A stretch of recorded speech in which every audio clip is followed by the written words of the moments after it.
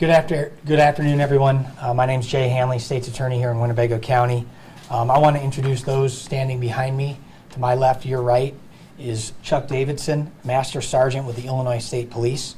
He's also the commander of the Winnebago-Boone Integrity Task Force. To my right, your left, is Theo Glover. He's the co-chairman of the task force. He's also chief of the Rockford Park District Police Force.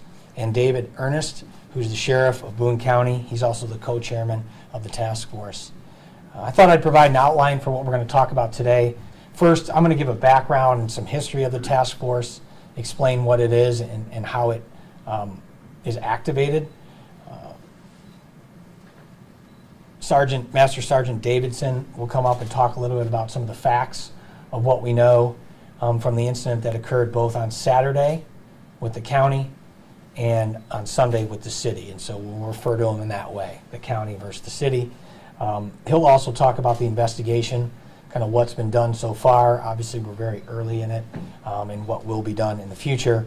And then I'll get back up and talk about the role of the state's attorney in this process. And lastly, I'll talk about transparency and how the public will be made aware of what's going on. First, let's talk about the task force. This may be a review for some of you all here, but I think it's important for the public to understand what it is and what it means. I've often said that in order for the public to have confidence in the result, they've got to have confidence in the process.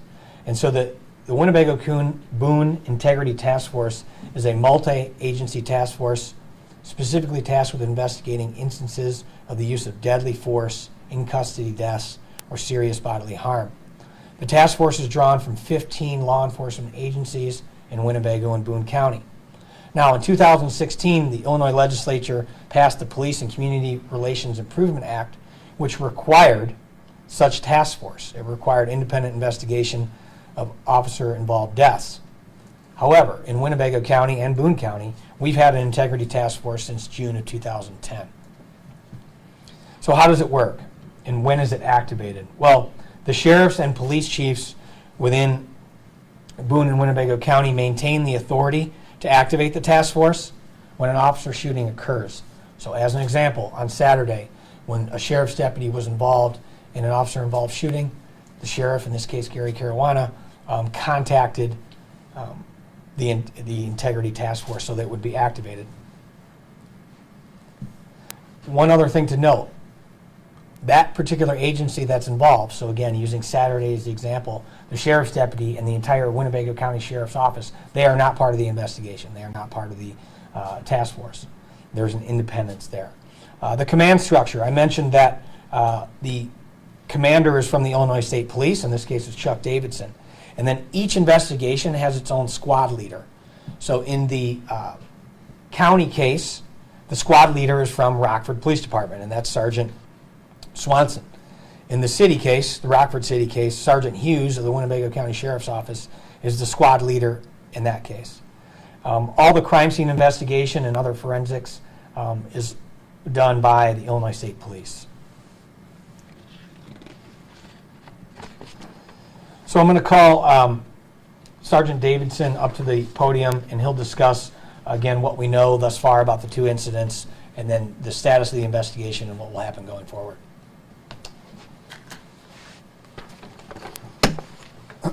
Good afternoon. My name is Chuck Davidson, the commander of the Winnebago-Boone County Integrity Task Force. The first case I'm going to talk about is the county officer-involved shooting. Approximately 11:30 a.m. on Saturday, April 10th, Winnebago County Sheriff's deputies responded to a call from a victim of a domestic disturbance near the Casey's located on Mulford and Harrison area. The deputies took a report and looked for the suspect in the 2100 block of Bellwort Drive in unincorporated Winnebago County. The suspect was not located and left prior to the deputies arriving. A deputy again responded to another call of domestic disturbance at approximately 5:45 p.m., again in the 2100 block of Bellwort Drive. The suspect was located outside of the home and resisted the deputy's orders and ran back into the residence. Backup deputies eventually arrived and entered the residence, and the suspect was located in the basement of the home holding a large metal pipe. The deputies instructed the suspect to drop the pipe several times. The suspect charged at the deputies, and they fired their weapons. The suspect was shot, given emergency care at the scene, and later transported to OSF St. Anthony's Medical Center, where he was later pronounced deceased. One deputy was struck in the head with a pipe by the suspect and knocked unconscious. The deputy was taken to OSF St. Anthony's Medical Center as well, treated and released. He was transported by officers at the scene. The Winnebago-Boone County Integrity Task Force was requested by Winnebago County Sheriff Caruana to handle the use of force investigation. The task force was activated and took over the scene at approximately 7 p.m.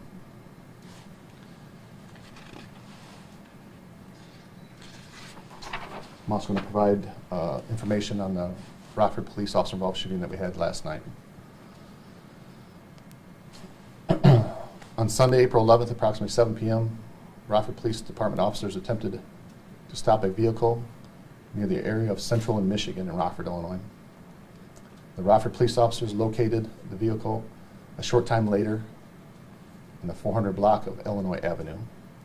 Rockford police officers attempted to contact the vehicle's occupants. A passenger exited the vehicle, and after a short foot pursuit was initiated.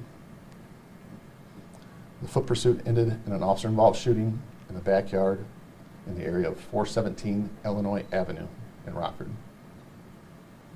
The suspect was transported to St. Anthony's Hospital with 9 life-threatening injuries. A handgun and a laser sight recovered from the scene of the officer-involved shooting. Rockford Police Chief O'Shea requested the Winnebago-Boone County Integrity Task Force take over the investigation of the officer-involved shooting.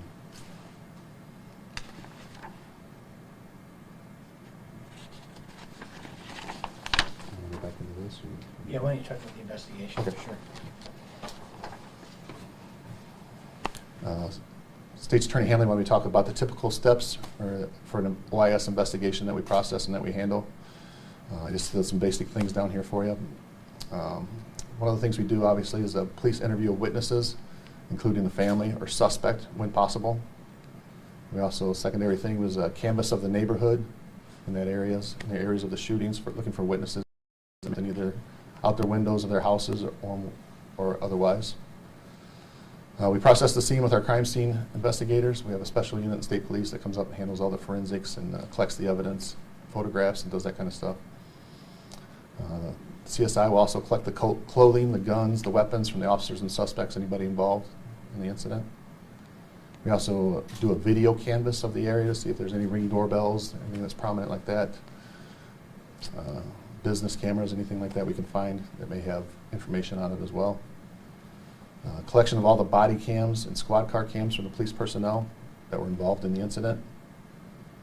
Collection of all the 911 calls, radio traffic, hospital records. We also have transport the evidence exhibits to the State Police Crime Lab here in Rockford. An example of that would be like DNA testing, firearms testing, fingerprints. We collect all the police reports from all the police officers on scene. So basically any officer that comes on scene is required to do a police report. We collect those. And at the end, we prepare a case file for the state's attorney's review at the conclusion of the investigation. The incidences we had over the weekend, obviously they're just happened a few days ago. They're still in their infancy. Some of the things we've gotten completed so far is we've interviewed and located a lot of witnesses in both cases. Family interviews of the people involved, notifications on those as well. We've done a neighborhood canvass for witnesses. Sometimes we'll go back and do a secondary neighborhood canvass depending on hitting them at different times of the day. Obviously people work and are at their homes at different times of the day, so we'll hit them at different times of the day. We'll go back and do a secondary canvass. Processing of the scene by the CSI investigators and the scene evidence collection. So they process the scene, they'll collect all the evidence, and they'll submit it back to us. And we'll store it in our vault. And some of the items will be exhibited or will be transported to the State Police Crime Lab to be analyzed. CSI collection of the clothing, guns, weapons from the officers and suspects has been done. And we also completed a video canvass of the scene. We have several things to do on our to-do list. Currently we have 2 squads working as State's Attorney Hanley alluded to earlier. The county shooting is being handled by the Rockford detective, Rockford squads with no county involvement. And therefore, the Rockford officer-involved shooting is being handled by a sergeant from the, he's the squad leader. And he's being, and that's being handled from detectives from outside of the Rockford PD.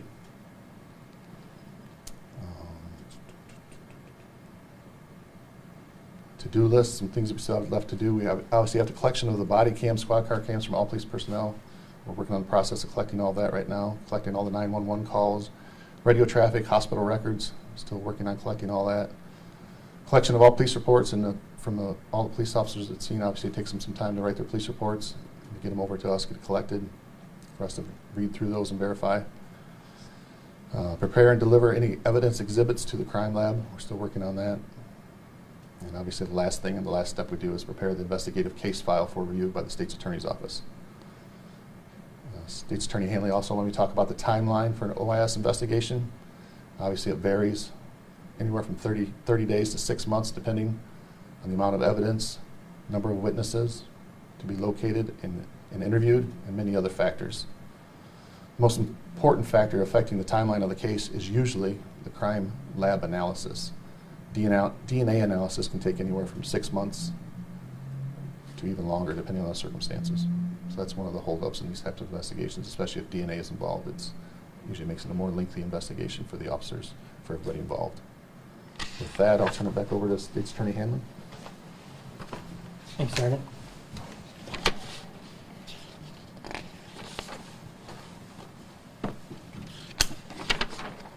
So I thought I'd talk about the role of the state's attorney in these types of incidents. First, I don't investigate, right? Our office doesn't investigate. That's up to the task force. However, we do aid and support in the investigation. As an example, if a warrant's necessary, we would review that warrant, and we do talk to the task force about different investigatory steps, but we're not the ones actually doing the investigation. The primary role of the state's attorney is actually the review of the investigation itself. And so they would present, the task force presents their report to the state's attorney's office, all the underlying evidence they've discovered, the reports, forensic evidence, and then we do an independent analysis to see whether the officer should be criminally charged or not. And it's important to note that we're not looking into issues such as administrative or civil issues for compliance and that. This is strictly a criminal issue. And so what's the standard in making a charging decision? Well, the prosecutor, in this case me, reviewing the case, will review all the evidence and applicable law.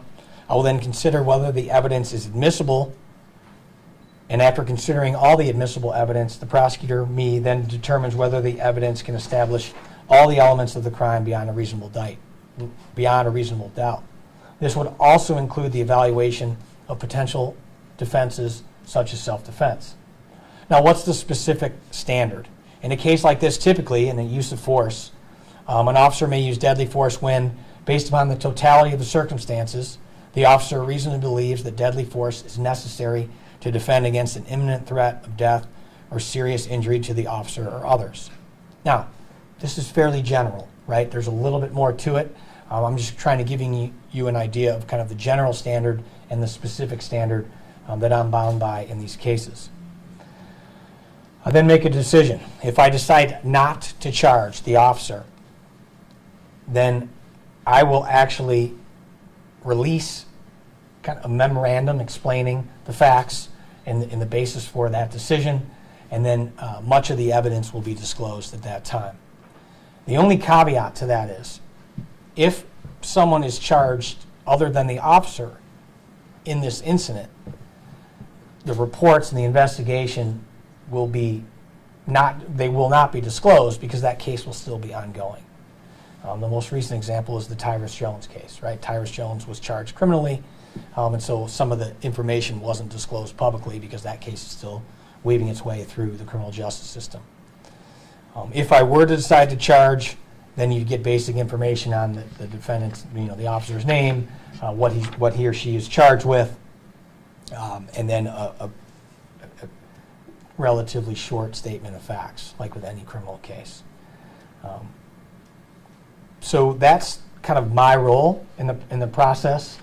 I thought I'd talk a little bit about transparency. So I have prepared a memo that really talks about transparency in this process. You'll get it when you leave today. You'll also have it emailed to you.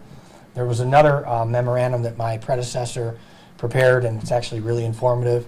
You'll also get that memorandum. Both of those will be posted on our website. Interestingly, our website's kind of a work in progress right now, and so we will get those up for the public, and it's Winnebago County State's Attorney. Is it .com or .org? .com, thank you. And so we will, and I will be as transparent as possible. We intend on having bi-weekly press conferences, and we anticipate those being on Thursdays at 2 p.m. It'll likely be not this Thursday, but the following Thursday. Obviously, if there's information in the interim, we could have a press conference or a press release to share information. I know if I stopped here, the first question that would be asked would be the videos. So there is dash cam and body cam video, and particularly in the county, there's body cam video. The answer there is really maybe. So the task force and our office will almost certainly not be releasing the videos.